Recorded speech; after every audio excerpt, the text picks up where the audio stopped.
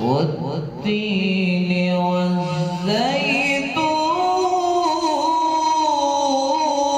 والزيتون وطور سينين وهذا البلد الأمين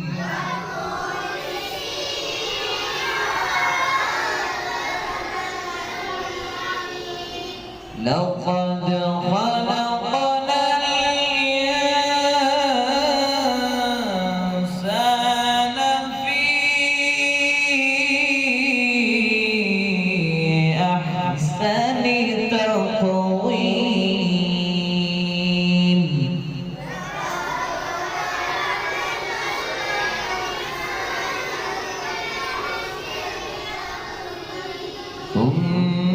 ثم رددناه أسفل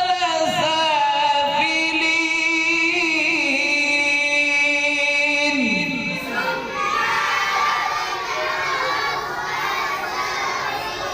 إلا الذين آمنوا وعملوا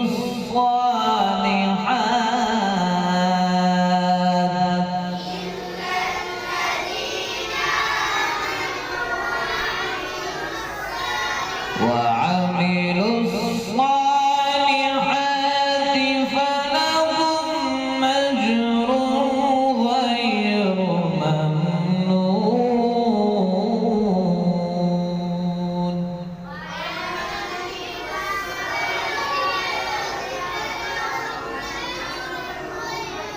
فما يكذبك بعد بالدين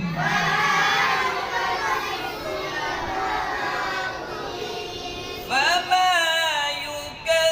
يكذبك بعد بالدين